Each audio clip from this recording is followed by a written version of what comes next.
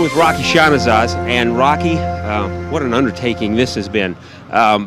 You see the hair house behind us, and the other houses are right over here, actually. Exactly. We're standing in the middle of the two huge buildings. We're about to have the ceremony in just a little bit to kind of kick this whole thing off, but we did have to get them out here in the street. But what the people are wondering is not only how this happens, but why. But why? This is happening because we're trying to preserve our heritage and history in Noblesville. The three homes that we're trying to move to the new location, they're 138 years old. Some of the older homes in the Noblesville, home to some of the most influential people of the Noblesville and forefathers. And we're trying to save and preserve these homes so that our kids can remember where Noblesville came from. Well, and that's a very good point, because our kids are going to grow up in an entirely different Noblesville than their grandparents and so on did. Exactly. These homes have been erected in the late 1887, and both of these homes and the carriage house have been used as a residential to a doctor that used to be the primary doctor in Noblesville, and gentleman that actually sold some of the first cars in Hamilton County. Yeah, and of course we're talking about the hair house in that instance. How far is the move actually going to go? From where to where, and about what is that distance? We're going basically from their existing location in 54 South 10th Street to 1355 South 8th Street. So we're basically going a little over 12 blocks with these homes. The 12 blocks basically translate to about 2 miles. And as you can see, there are lots of crews and staff over here are here to make this thing happen as smoothly as possible with as little glitch as there might be. So. And I've seen some of the instances here where, I mean, they have to plan this thing so precisely in order to miss the light poles and the trees and everything else. Yeah, this has been in works for about 4 months now. Our crew that have been implementing the move has worked with the city of Noblesville, street department, sewage treatment plant, planning department, you name it. Everybody has been involved. I think altogether somewhere in the neighborhood of 160 people have been touched by the time these homes are where they are today, and that's excluding some of the volunteers. So, wow. Yeah. For some of those people who are wondering what's going to happen to these houses after the move, I mean, what is going to happen? What are they going to become?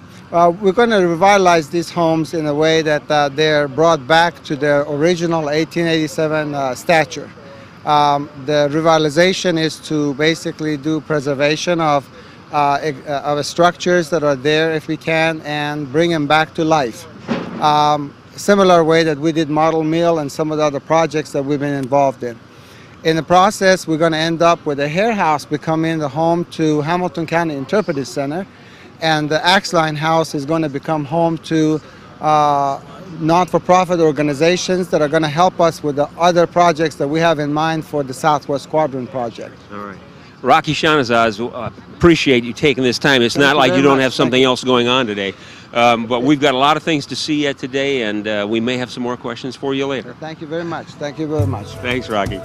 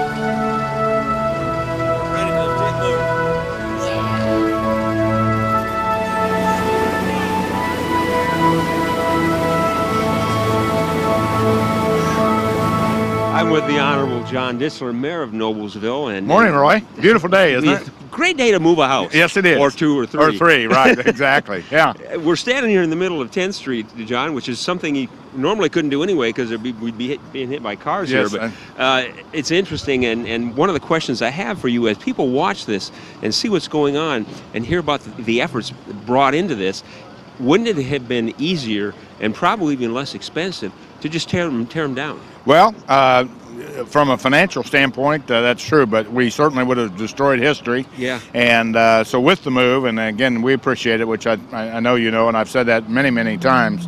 When I came to office in January of '04, we still need to expand City Hall after a previous effort. And fortunately, Rocky Shawnashaw stepped up to the plate. And he, along with the Preservation Alliance and hundreds of volunteers, and certainly want to give credit to our Common Council because they helped with the financing of this project as well. Here we are, and they're moving. As you know, they're going to be on South 8th Street. We're going to have an interpretive center, the office space for some not-for-profits, MPA, Main Street, and those sort of organizations. So. And again, these 130-year-old homes are saved, so it's a good thing. It's a win-win every way. It's a very good thing, and they're about to start pulling this thing forward, so we're going to have to get out of here. We are going to have to get out of here, aren't we? So, I have one last question for you, though. Later on, we'd like to see you up on top of this house riding this. Well, don't hold your breath. In my younger days, I probably would have done that, yes, but I don't think we're going to do it today. All right. John Dissler, thanks very much. Thank you very much, Roy.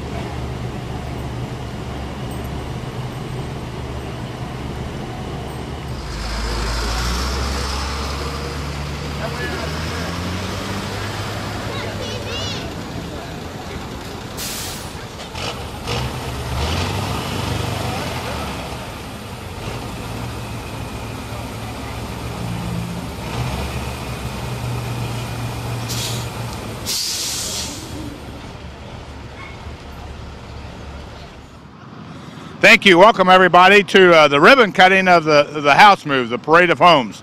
As you see, they're right behind us.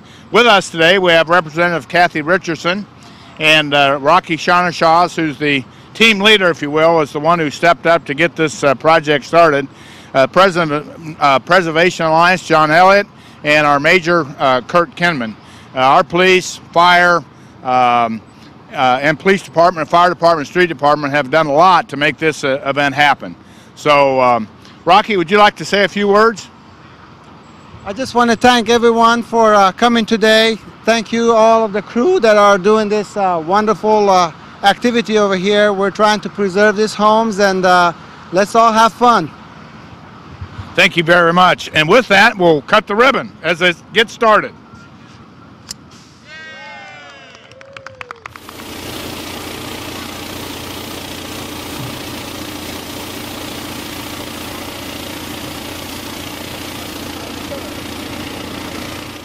Irv, this is Irv Heath, and Irv, you've been here for a while now. When did you move to the Noblesville area, and what do you remember about these homes? Actually, I'm not a native. I grew up in Massachusetts, but right at the end of World War II, Rachel and I settled down in Noblesville in 1947. Okay. And these two buildings really are historic buildings. I have a lot of memories of them. I remember Margaret Trout said she had lived at Evans, Godby and Trout building there for something like 30 years. And I can remember when Kenny Trout and Margaret ran the funeral home. And just amazing to see their houses up on wheels. And coming down the road. And coming down the road.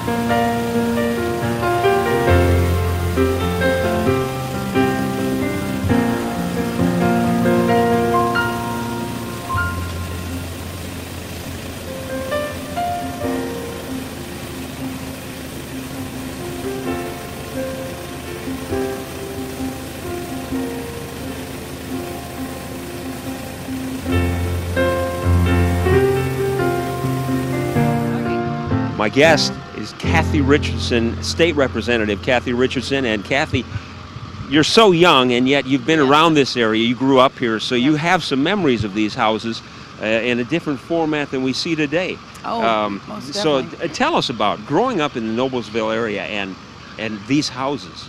Well, and as we look around there, I can think of some other houses that aren't here anymore that I am glad that we're going through the hard work that's going through to move these houses, because they really are the history of Noblesville.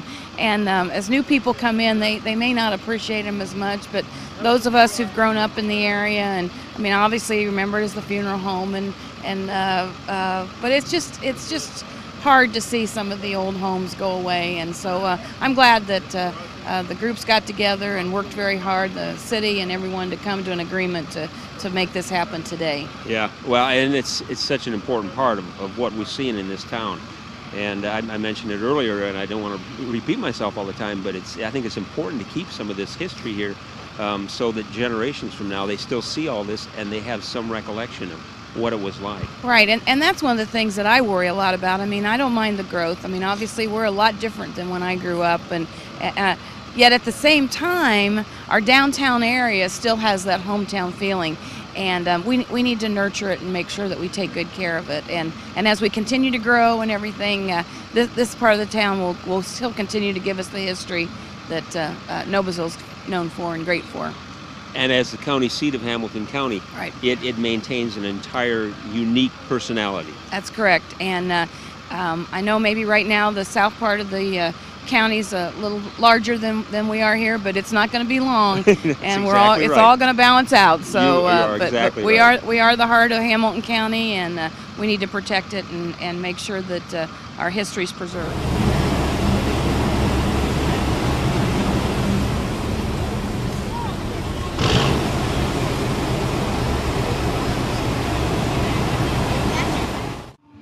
Visiting with Rob Lawson. And Rob, for those people who watched our tour of the homes here, what was that, 2 or 3 years ago, they actually got to visit your home. 3 or 4 years ago, yeah. And being involved with the Preservation Alliance and stuff, which had minimal input on this, but at least they're kind of happy to see it all happening. We got to visit your home and stuff, and you were telling me some interesting things about some of these homes that are being moved. Tell me a couple of those stories. Well, actually, we're ecstatic to see these houses being moved and being saved. The Hare House, of course, was a funeral home for many years, and you grow up in Noblesville, and through the years you go to several funerals there, so I've been there many times for that, as many of us have. And the Axe Line House I have a lot of memories of because my eye doctor was there. Got glasses there for the first time and stood on the front porch for the first time and realized, wow, there's something in the world to see that's not fuzzy. Oh, gosh. You were also telling me about the photos that we see on these houses that they put up, kind of a promotional thing to get ready to move them. They borrowed a few of my, I have a fairly extensive collection of photos of my ancestors. They borrowed a few for some publicity, and my grandmother's up there, great-grandfather. The only living person up there is the little baby, who is my mother, Sarah Lawson. Oh my goodness gracious. That's very, very neat. Yeah, it's been real exciting for us to see. This has got to be really neat to see the whole thing happening. It's a great day for Noblesville. All great day for preservationists and for everybody in town.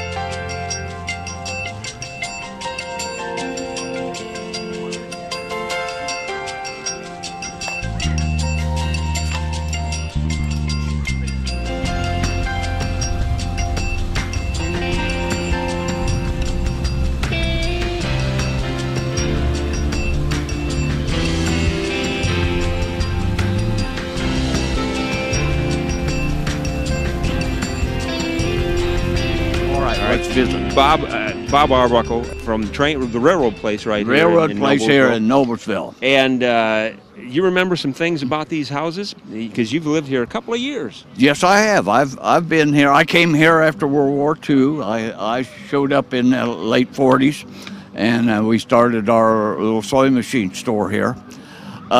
When I came to Noblesville, they were parking cars in the middle of the street on Logan Street.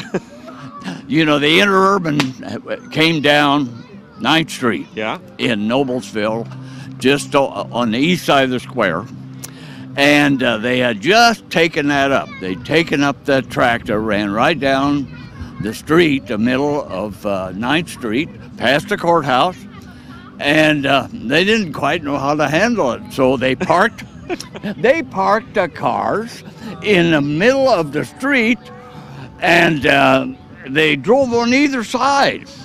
That was where the track had been. So I guess they decided that was a fun thing to do. What they do. So they did the parking right in the middle of the street, and they also did that on Logan Street. That's the street on the north side of the square. And they parked in the middle of the street, and they've worked for years and years on this little parking problem.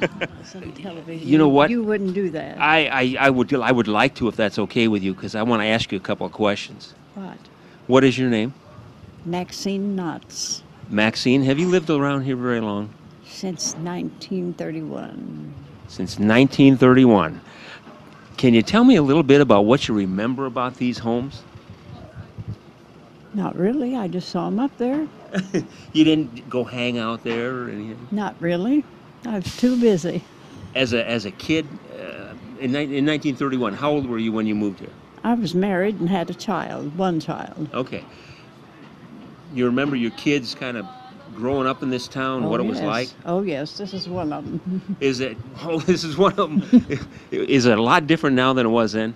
Oh, definitely. Definitely. I practically thought I knew everybody in town. Now I don't know anybody.